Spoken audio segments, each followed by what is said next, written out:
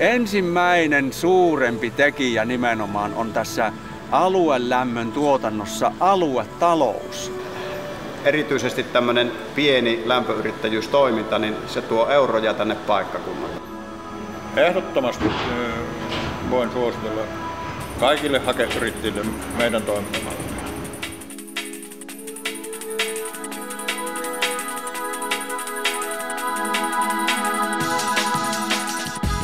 Suomi on metsäenergian käytössä pidemmällä kuin suuri osa muuta Eurooppaa.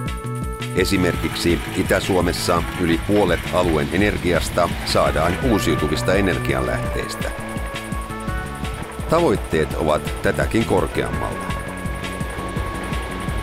Suomi turvaa energiantuotannossaan erityisesti metsähakkeeseen, mutta myös pellettiteollisuuden näkymät ovat valoisat.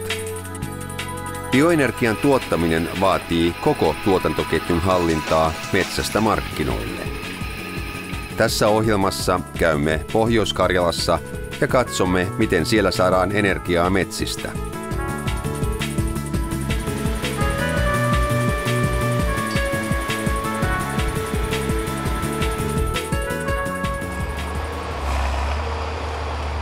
Pohjois-Karjalan maakunnassa on runsaasti kasvatusmetsiä, joista voidaan ottaa paljon nykyistä enemmän bioenergiaa luontoa vahingoittamatta. Metsäenergian korjuu alkaa riukumetsien harvennuksella. Erityisesti tässä pienessä lämpöyrittäjätoiminnassa pääosa raaka-aineesta tulee riukumetsien harvennuksista. Ja meillähän on tunnetusti valtava määrä käsittelemättömiä riukumetsiä Suomessa ja sama tilanne täällä Pohjois-Karjalassa. Tässä työssä niitä harvennetaan ja tehdään niitä tulevaisuuden tukkipuita. Ilman tätä ensimmäistä harvennustyötä emme saa hyviä metsiä tulevaisuudessa ja tämä on hyvin merkittävä seikka. Tässä riukuutuneita metsiä harvennetaan koneellisesti lähellä Uimaharjun taajamaa. Sahaavan kouran lisäksi bioenergian korjuussa on käytössä myös niin sanottu leikkaava koura eli giljotiini. Korjuukeksinnöt ovat välttämättömiä alan kehittymiseksi.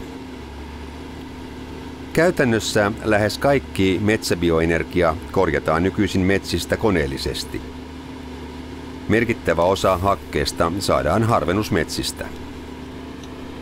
Loput tarvittavasta hakkeesta saadaan päätehakkuiden latvusmassasta ja kannoista. Pohjois-Karjalassa on sellainen tilanne, että täällä käytetään vuosittain noin 1/3 potentiaalista. Eli meillä on Metlan ynnä muiden laskelmien mukaan reilu 1 miljoona kiintokuutiota energiapuuta, ilman kuitupuun polttoa. Ja käyttö oli viime vuosina on ollut 300 000 400 000 kiintokuutioon. Eli meillä on valtavasti vielä käyttämätöntä potentiaalia ja siitä tämä asia ei ole kiinni. Pienen läpimitan rungot kootaan metsässä kourakasoihin. Muutaman viikon kuluttua raaka-aine kuljetetaan isoihin varastoihin tienvarteen kuivumaan ennen haketusta. Kuljetusketjun eräänä tavoitteena on saada mahdollisimman suuri osa lehdistä ja neulasista jäämään metsän ravinnekiertoon. Sen jälkeen ne haketetaan suoraan tätä tarkoitusta varten suunniteltuihin rekkoihin. Työ tehdään nopeasti ja tehokkaasti liikkuvalla hakkurilla metsäpalveluyrittäjien avulla.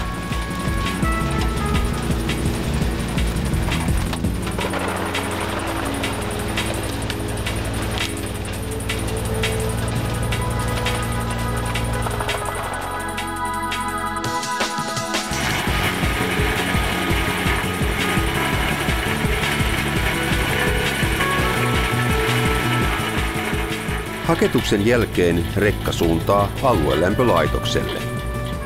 Rekoissa on automaattiset purkulaitteet, joilla hakekuorma saadaan tyhjennettyä nopeasti lämpölaitosten hakevarastoihin.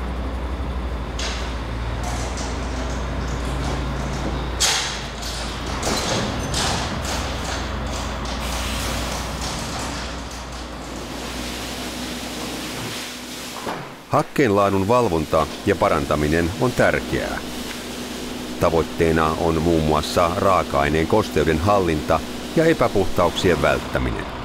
Onhan niitä teknisiä hankaluuksiakin, kun hake on tavallaan semmoinen materiaali, joka vettä hyvin herkästi immee itsensä, niin se on metsäpäässä hakerangan kuivaus on, että se saadaan kuivana tulemaan, ja viime vuosina on osuuskunta omalla kustannuksellaan peittänyt hakerankakasat, ja se täällä lämpötuotantopäässä niin on aivan ratkaiseva tekijä, onko hake kuivaa vai märkää.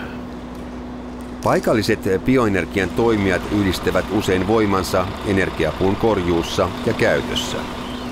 Energiaosuuskunnan työn tuloksena esimerkiksi Enoon jää nykyisin vuosittain huomattava määrä rahaa, joka on aiemmin mennyt öljymaksuina alueen ulkopuolelle. Ensimmäinen suurempi tekijä nimenomaan on tässä aluelämmön tuotannossa aluetalous. Meillä pyörii tämän lämmöntuotannon ympärillä runsas 1 miljoona euroa. Meille jää öljyä tulematta runsas 1,5 miljoonaa litraa. Se raha, mikä on mennyt ulos, niin se pyörii nyt noin 30 kilometriä on se säde, josta kootaan ne puut. Yhteistyö tuottaa myös työpaikkoja.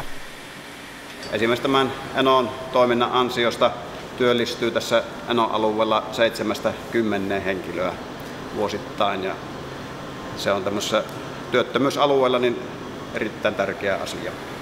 Aluelämpölaitoksesta syntyvä tuhka kootaan ja kuljetetaan takaisin metsiin lannoitteeksi. Metsäenergian kierto on siis mahdollisimman luonnonmukainen. Osuuskunta huolehtii myös siitä, että häiriö- ja huoltotilanteissakin lämpöä riittää. Aluelämpölaitosten varavoiman lähteinä on niin pellettejä kuin vielä öljyäkin.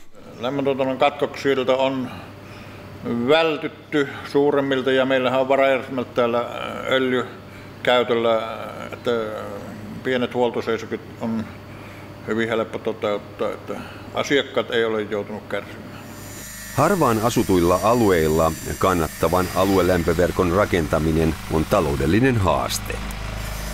Silti Enossa on viime vuosina vedetty paljon uutta aluelämpöputkea ja liitetty uusia kiinteistöjä bioenergialla toimivaan aluelämpöverkkoon.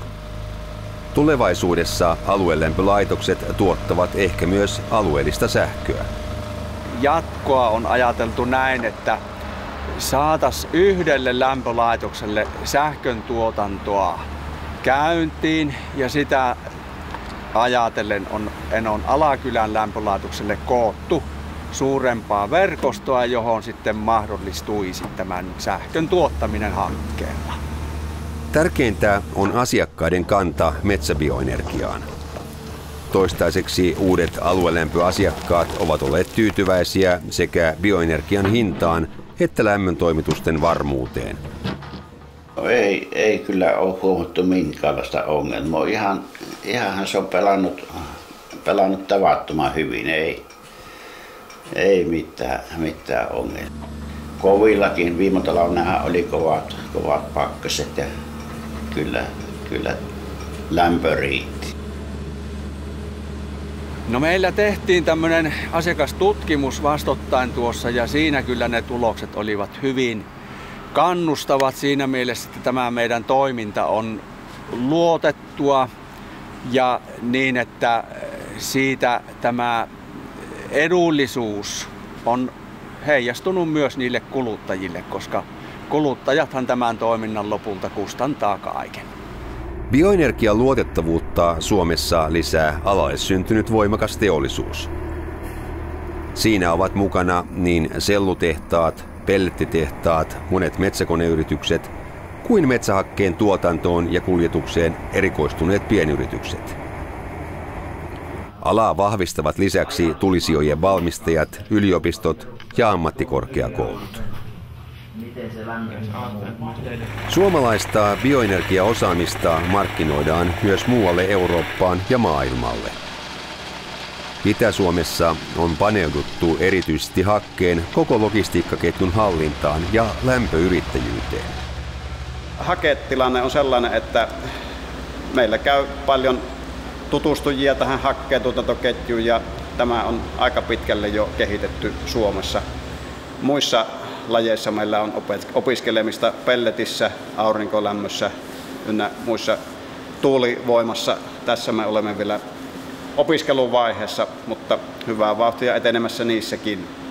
Kaiken kaikkiaan näyttää siltä, että mahdollisuuksia on vielä monissa muissakin maissa ja erityisesti tämä lämpöyrittäjyys pienessä kokoluokassa on monessa maassa aivan alkutekijöissä ja sen tietotaidon viemistä kyllä näyttäisi tarvittavan.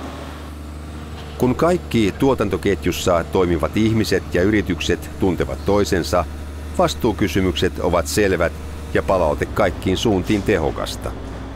Eli meillä Suomessa voidaan nähdä tämä koko ketju. Ensin metsän hakkuu, sen jälkeen kuljetus tien varteen, haketusvaihe, sen jälkeen kuljetus sinne lämpölaitokselle, laitoksen hoito